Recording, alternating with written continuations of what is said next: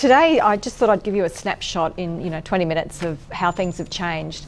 I started looking at the issue of concussion in 2010, 2011, and at the time I was told that I was wasting my time, to be honest, because it wasn't an issue that we needed to look at here in Australia. Well, 5 years later it certainly has. And I first became involved because as a parent, and this gets back to I suppose those people who make decisions about where their kids go in terms of the sports that they play.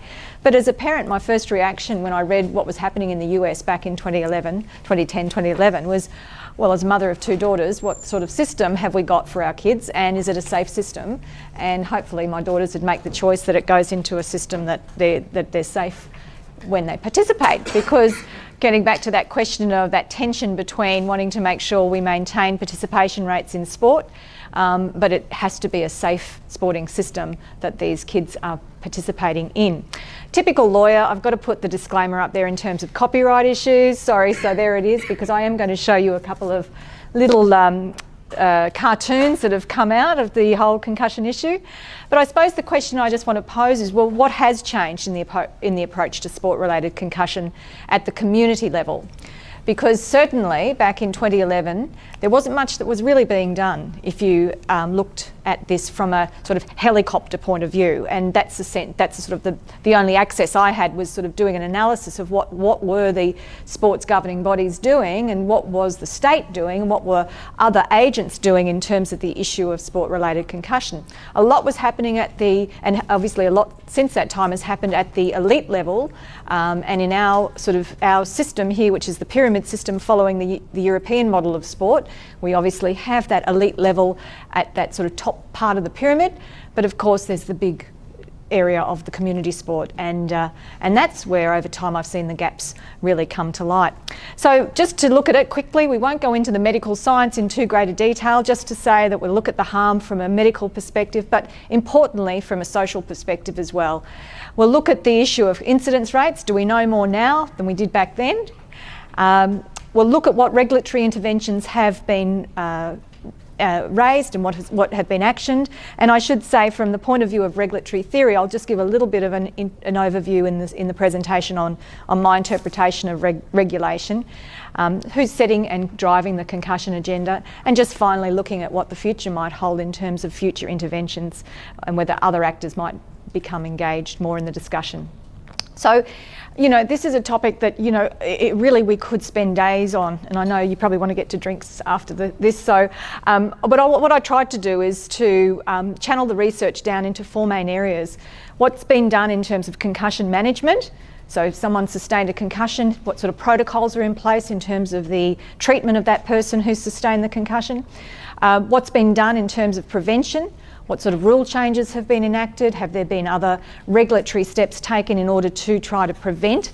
Are there sort of mechanisms, structural mechanisms, helmets, guards, diagnostic tools, etc., that have been developed?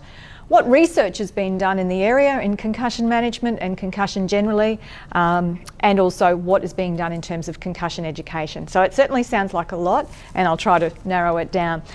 Just looking at the definition of the harm, well, this comes from the Consensus in Sport group, which is a group that's been meeting since 2001 and has every 4 years a consensus meeting in various countries, but particularly in Europe. The last one that happened was in Berlin last year, and I actually went to the conference because it was really a group of medical scientists coming together to look at the state of the scientific evidence at a point in time. And it was a very robust conference, very intense in terms of the medical science. I didn't profess to understand it all, but I did take away some material from it. So this definition was released in 2012. It will be updated.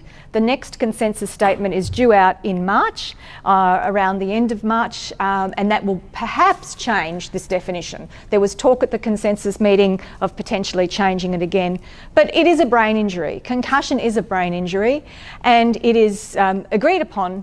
There are slight differences across the Northern Hemisphere and then Europe as to the definition, but they have agreed that it's a mild traumatic brain injury, so it's a subset of that area.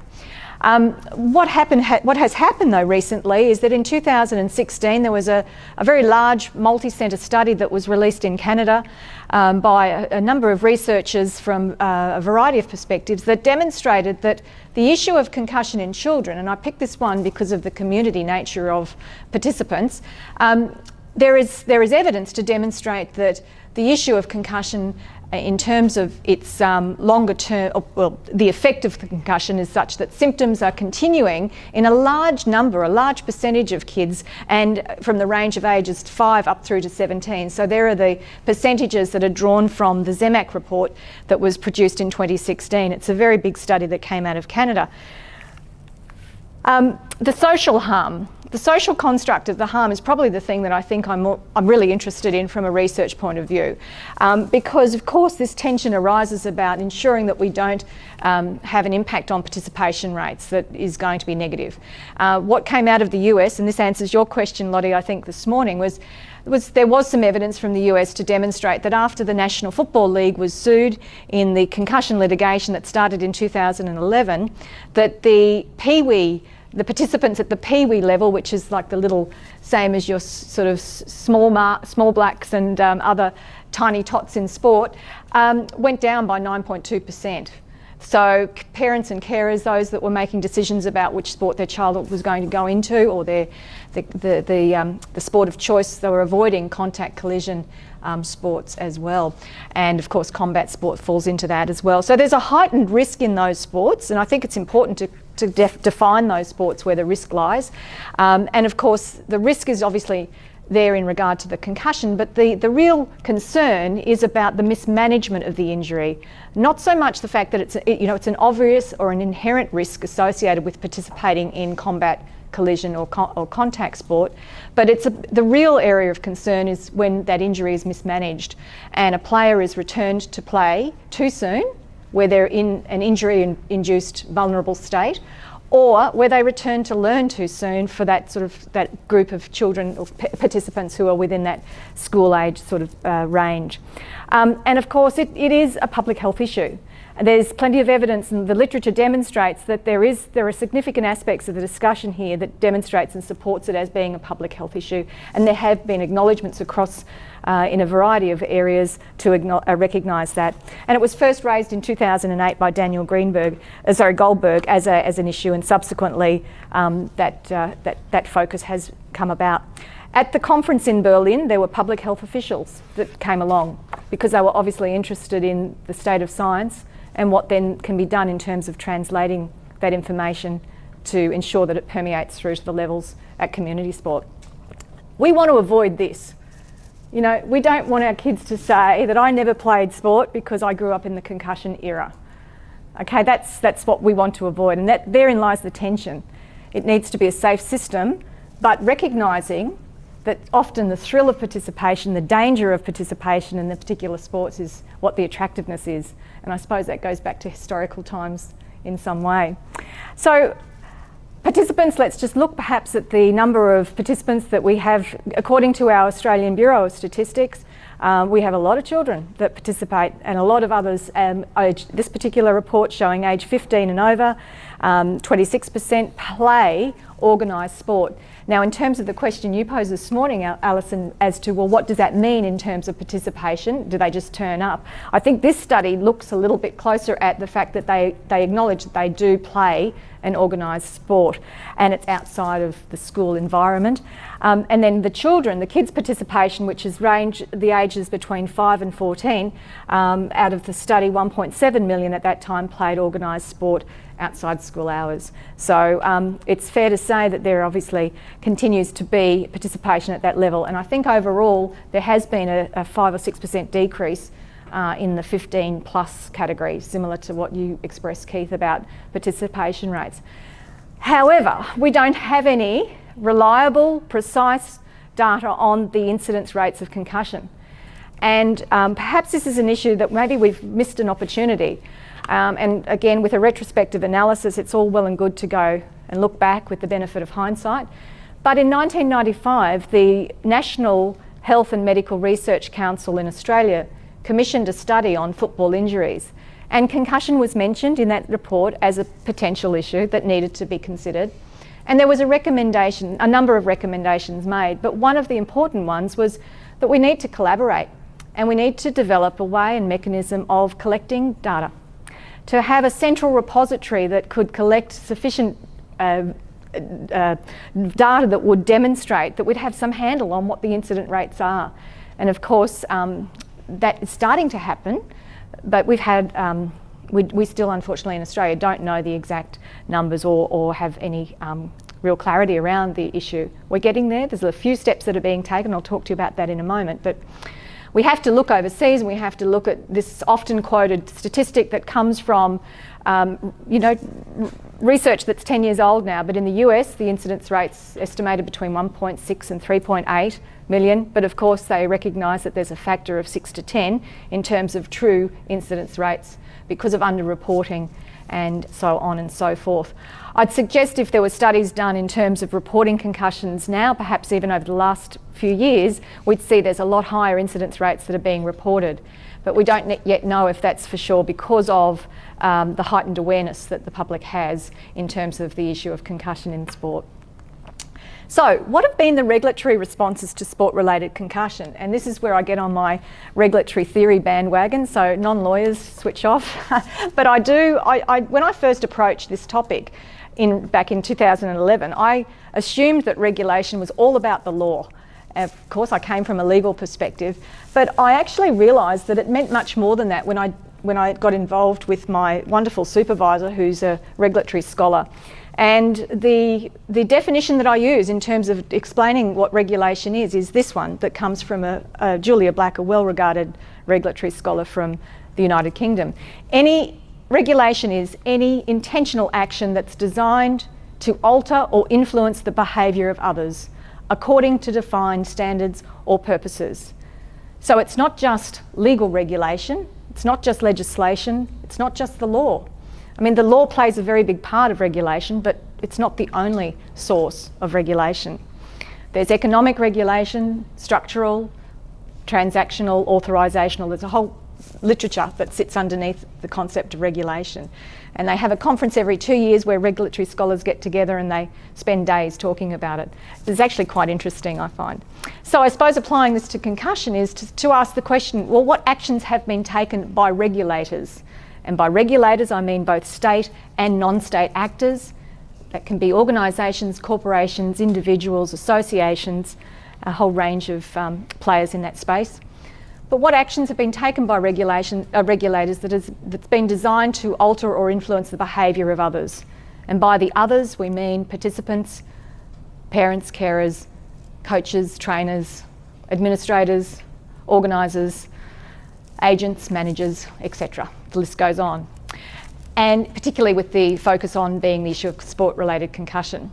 So as I mentioned back in 1995, so what are we talking, 22 years ago, there was this report that recommended collaborate and create a central repository. And of course, I suppose at the time, the sports, particularly with the sports governing bodies and looking at Australia, we were going through a time when there was commercialisation, pay TV, everything was moving in the sense of commercialising a number of sports. So this didn't happen. And as I said, I think that perhaps could be a missed opportunity, but there's progress that's been made. From a medical point of view, there's certainly been collaboration since before 2001, but nonetheless, the sports are actually coming together at an international federation level. So the Concussion in Sport conference that occurred last year had 6 or 7 sporting federations as the sponsors or supporters of it, including the IOC. And the research quality was quite amazing in terms of the depth of research that came across over that day or 2 days in Berlin. So the Concussion in Sport group of itself is actually a regulator, if you apply the definition I looked at before, in that they're sort of looking at setting the agenda in terms of what they see as being the medical research space. But there is a divide. There are some polarised views in this space. There is another body of work that's coming out of North America that perhaps doesn't agree with what some of the points were made at the consensus statement at the conference.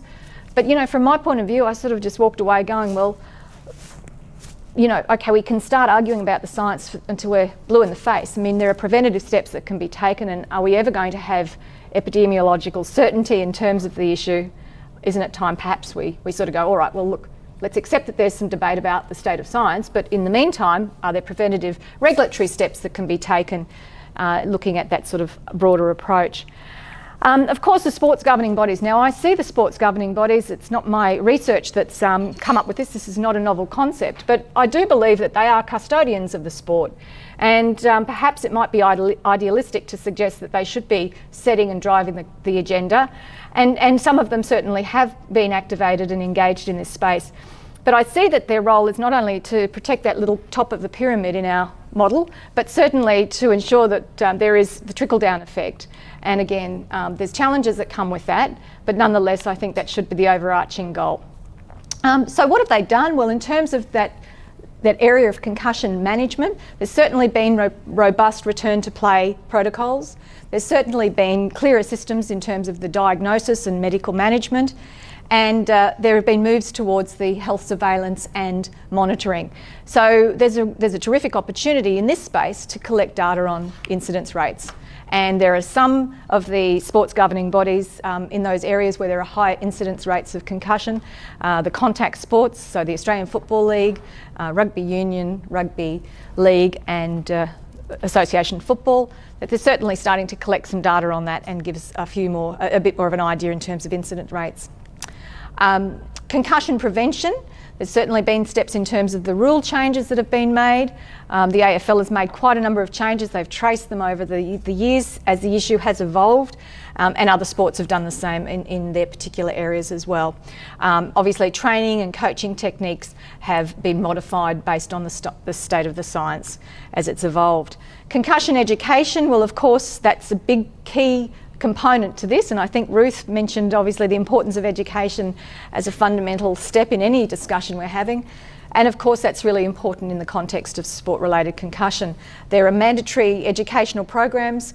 Keith mentioned at the community level the potential for management, the introduction of community concussion training that's mandatory.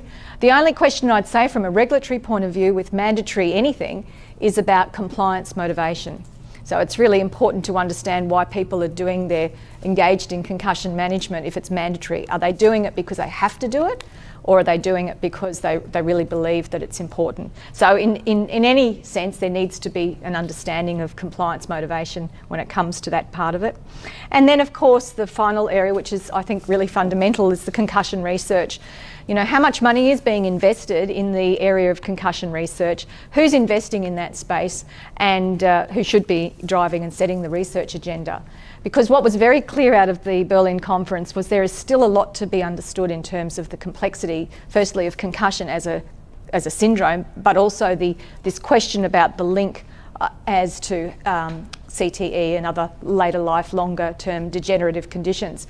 Of course, the issue for those that don't know with the CTE is chronic traumatic encephalopathy, is that it's only diagnosable on death. Once a person's passed away, then the brain is dissected. And there's a body of research coming out of Boston that's looking at the brains of retired NFL players and other sports, ice hockey, and I think boxers are in there, and an Australian rugby union player's brain was there. So again, you know, maybe there's a lot more that needs to be done in that space, but it's certainly any paper on concussion research in the medical sense is always looking at those sort of future areas and opportunities for research. So I suppose the legal issues, again, looking at litigation as a regulatory, as a form of regulation. This is the legal construct. I mean, what really is important here is that, of course, there's the risk of litigation if there's a mismanagement or mishandling of the injury in the first instance. At the elite level of sport, the most high-profile case is the NFL concussion litigation that was settled, officially got approval this year, but the amount was over $1 billion in terms of compensation and medical monitoring. And at school rugby, I thought I'd mention the school level to sort of look at that space. There was a settlement in Ireland of about €2 million for a 17-year-old player who got injured in a rugby match and who was actually returned to play too soon. He also sued the hospital as well, but it was you know, an issue that was important to look at, and it did settle. We haven't actually got yet a definitive judgment to say that there is a duty of care and these are the consequences. But I think that the fact that those cases had been brought certainly did change and alter the way that people were responding to the issue of sport-related concussion. So if you talk about regulation as being encompassed in that space, litigation of itself is a form of regulation.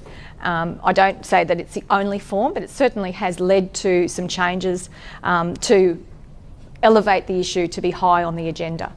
And in Australia, the latest status is that there has been a website set up calling for expressions of interest, for want of a better word, of potential claimants who wish to look at considering their position. I mean, compensation and litigation only obviously goes to a few. What we need to consider, though, is the broader group, that what other steps perhaps could be taken that might reach a broader section of the community. The Australian government, I've sort of been watching and waiting for the Australian government to get active. The Canadian government certainly got active in this space. The Irish government's had inquiries about what's been going on, and in the UK as well. But the Australian government certainly recognises the national framework, what the priorities are for the Australian government in that space, and then of course that's signed up by all the states. They all buy into that and becomes their working document. This document runs for I think 10 years, and it doesn't mention concussion specifically, but the sports ministers have all come together at their annual get-together, and this communique was issued in October 2015 to say that they were going to fund a position statement on the issue of concussion in sport and set the guidelines for official release. They did that. They spent $70,000 on it. At the time when they issued the funding was spent to set up this website, which is a really great step in the right direction. There's the website if you want to have a look at it. It was $70,000 out of a total pool of funding of $30 million that went to other issues in sport. You know, a lot of new facilities and wonderful training locations, etc. But $70,000 went to concussion. So I sort of sit there and I think that's a great start, but there's a lot more that we need to do. Thank you. Okay, just because I know school is obviously, and I know in the sense of where we can sort of set the boundaries and the framework of the whole concussion issue, I mean, I think it's important that even though schools obviously have responsibilities for the students and the students' health and welfare, and that's in the whole body of research on its own. But what came out of the consensus groups meeting back in October last year was that all schools should be having a concussion policy that includes education, obviously training for key personnel that are involved, should offer and make academic accommodations for students that have supported or sustained concussion and recovering. Ready to have regular medical follow-up that may accommodate temporary absences from school, and of course recognise that some subjects might be more problematic than others. And I think that can be translated to any environment, whether it be in a school context or an academic tertiary education context. And again, these are all preventative sort of components as well, and recognition, I suppose, of the discussion about the importance on the agenda of concussion. Youth concussion laws have been passed in each of the states and the District of Columbia in the United States. There's a body of research now coming out to question the effectiveness of those regulatory tools. They are legal forms of regulation because they're legislative in nature. Some of them are more command and control, that you must do these things. Others are more principles based to allow flexibility. But the research is demonstrating that maybe perhaps there's some gaps in that approach. But it's an approach that the United States adopted. I suppose this is what we're still facing, that we have players who want to play. So at the end of the day, it's rugby, isn't it? It's not a game of table tennis or tiddlywinks. Does everyone know what tiddlywinks is? It's that fun little game that you play. It's a contact sport, and you're going to get some bangs. So that was George North, who got concussed in a game of rugby union, and didn't want to leave the field because, obviously he wanted to play, but he did have to leave the field for the protocol to be followed. Came back after he was cleared, and he had another concussion. So it created an incident that was reviewed, I understand, by World Rugby as the sort of sport governing body. But this is the latest one. You mentioned, Ben, about boxing. you know, let's fight. I'm good to go, because that's what you do if you're a warrior. Mate, I didn't know if I was Arthur or Martha. For the Australians or the non-Australians in the room, that's Danny Green, who had a high-profile boxing match with not Mike Tyson. He came out of retirement. With Mundine, Anthony Mundine, exactly. And of course, he was concussed throughout the match. And what's come out recently is that, of course, Danny Green continued to participate in the match, but the doctor, who was at the ringside, who called it as a concussion, resigned from the match, said that he called it as a concussion and that Green should have come off. Green continued on, and the other doctors overruled him. The referee let it go on. And of course, this was the following comment that came out by Danny Green. I'm just going to, let's fight. I'm just going, you know, yeah, it's a warrior, what warriors do. And, you know, that takes us back a bit, to be honest. Some of the language that was used, it takes us back to that sort of those Disneyland comments that were around in the late 90s, 2000s. So what's the right balance? Okay, when danger is part of the attraction, there is that tension. Of course, you can't eliminate all risks. If you're in contact, collision, combat sports, of course there's risks. And of course you don't want to change the rules, so you strip away the essence of the game. So therein lies the tension. And this came out of Agar and Hyde, which was a High Court decision in 2000. Do we think that's an effective regulatory response? Probably not. And of course, we want to make sure that our kids and our younger, or all participants, I suppose, it's certainly not just the younger ones, but all feel that there's a safe sporting system.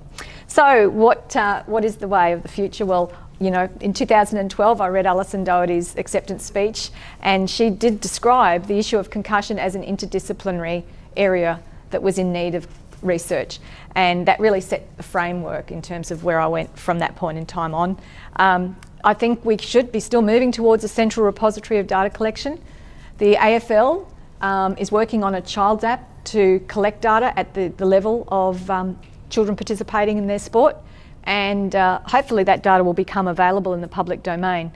It is, I don't believe it belongs to anyone. It's something that's obviously subject to the censorship of it, but it's data that's valuable and it will help inform future research agendas. And I also believe that we need to have some horizontal overlay in terms of this whole issue, that each of the sports are doing what they're doing, and to take them, perhaps to use your language, Paul, Aaron, to take them out of their lanes, you know, to move away from just running in their own or operating in their own silos. So yes, things have changed since 2011 when I first started looking at this, and I think there's going to be many more initiatives as we move forward. I think this is certainly high up on the agendas. I just wonder if government's going to get a little bit more involved, perhaps here in Australia, and certainly I haven't mentioned the states as well, but each of the states has got a variety of approaches to the issue of concussion. Thank you very much, and I'm happy to take questions if you have any. Questions, comments? Very interesting topic. Since you are just talking about the interdisciplinary approach to concussion management, I thought maybe coming from architecture and planning background, how architecture and planning can perhaps contribute. I mean, one example of, let's say, an architectural contribution to concussion management could be design of the sports field, in terms of, you know, making the surface soft surface versus hard surface, location of the sports field, you know, in terms of access to hospitals or health clinics. That could be one way of thinking from the architecture perspective. In terms of the planning perspective, you could also think in terms of, you know, the carrots and sticks approach. You know, instead of thinking of just regulatory negative approach, litigation, you could also think of perhaps incentives. Absolutely. How can you give incentives to sporting clubs to make sure that their venue, their clubs have concussion prevention? So give incentives in the financial incentives. You know? If your club, you know, in 3 years you really reduce your concussion rate, we'll give more funding to you. Yeah. I don't know whether there's been some kind of studies like that, that you take an incentive approach to concussion prevention and management. That's certainly where regulation and regulatory theory can help, because the first thing you mentioned about the structural design is actually a form of structural regulation. By making those changes, improves outcomes. And the second, in terms of incentive, is certainly under the, whether it be financial or otherwise, it comes down to understanding what is motivating compliance. When someone is deciding to follow the protocols or to comply with the policies that have been made, it's important to understand there's social, normative and economic factors that are taken into account. So certainly incentives are one way, and of course we spoke about the whole regulatory structure, and I think Anthony mentioned, you know, from a governance point of view, the Australian Sports Commission will fund those sports that have the principles. And of course anti-doping is another area where there's a requirement to follow it. You know, maybe one day we'll get to something like that in terms of the incentives. But certainly sport gets a lot of green light regulatory exemptions, so tax exemptions and the wonderful stadiums, that stadia that gets built. And of course you've got the governments of both sides, or all sides of the political spectrum, fighting to build the next stadium, because it wins them the votes, doesn't it? So yeah, there's lots of wonderful tools that can be used that are positive and ones that are not negative. Mm. I think incentives are good, or are a good start, but I think eventually it's more effective if you force the clubs. Maybe depending on the sports, but like with regulations, you can more or less oblige them to have certain, or to meet certain standards concerning concussions. Yeah, the thing with, I suppose, enforcing compulsory and mandatory requirements and maybe banning certain activities is that if they try to get around them, then of course you've got to question whether that approach is the right approach to take. I think it's important to understand what would motivate them about compliance. If they were told that they must do it, I mean, is that a top-down approach that, you know, you mentioned before of you must do this, or is there another way of utilising perhaps some incentives or some mechanisms that are not so deterrent-based? But you know, in fact, what happens is, I think someone mentioned in one of our presentations that it's actually, if you're the sport that's seen to be doing this, then often there's a follow-on effect that the other sports will want to be keeping up, and that of itself, that's a form of regulation, and that's a form of compliance mechanism as well. Yeah, keep. Oh, sorry. There's the issue of individual liberty, of course, back to this. I mean, once you're told there's a risk and you continue, that's your choice. How far do we go, nanny state style arguments or towards liberty? I think you were next, and then you. Just, I spoke to some people who work at SMA last week, and it was very interesting that they've been talking about, there's a few people that are doing some studies actually through schools, the rugby schools in Brisbane at the moment. So the schools, when they call on Mondays, don't even want to give the data because they don't want the other schools to know they've got a kid that's out, sort of thing. So in terms of the data collection, the issue around the AMS system that they're using with AIS and all the elite athletes, I mean, the compliance the athletes have even to put wellness data in, let alone recording concussions. I just don't know. Like, I agree. Once you've got the data and you say these are the regulations, you've got to implement it because it's a moral obligation. But what is it going to take to get people to want a voluntary? Yeah. And do they even know what a concussion? I mean, I know in PNG, no one knows what it is. Yeah. They just say, oh, I just blacked out, and they're fine. They're back to it the next day. It's so A, how do you define it? Second of all, what is the real motivation for someone to want to acknowledge that you had a concussion? I'm going to sit out.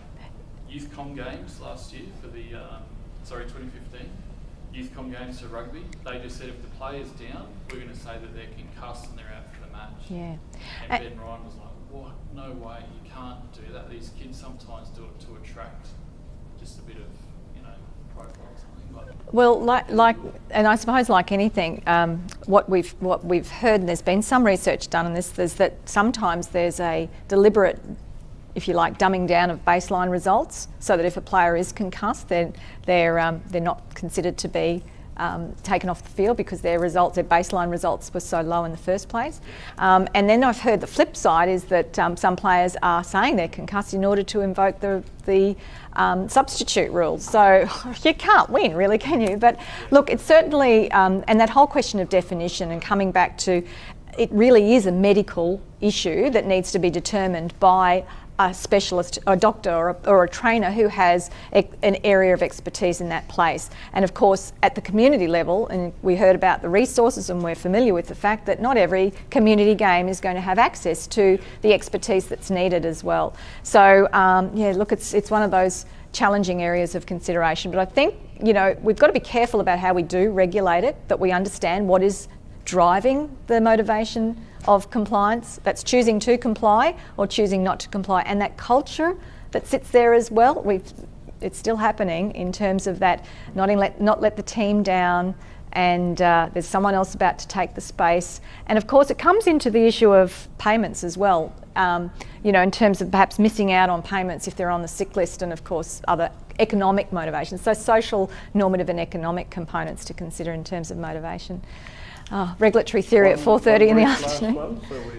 I think before actually coming up with regulation is super important. But I think before coming to the point of regulations, maybe we have to actually address the issues of what concussion is. One of the issues is recognition of the condition, involvement of the organization, I mean the sport organizations into that venture of understanding. And I think there is a big lack of defining concussion. I mean, you mentioned that diagnosis is post-mortem. I mean, that's really on that CTE issue.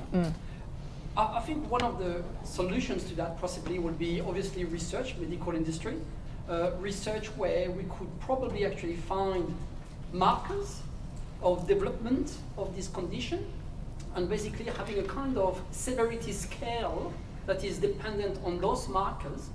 And then we will be able possibly to come up with a threshold of markers that say, watch out, you might actually go over, or you might actually go to a path which is going to go downhill. And this is where the regulations could be applying whatever policies to those organizations, saying you are at a particular scale of severity, you are in somehow very close to that threshold, watch out, this is now actually your responsibility. We're talking a lot about money, insurance, and so on and so on. And then basically I think this is the solution of getting the right regulations if we have markers that are actually associated with research that involve obviously the sport organizations. So they have to recognize that. I'm willing to do something about it. The medical industry, and obviously the scientists / researchers to find those markers.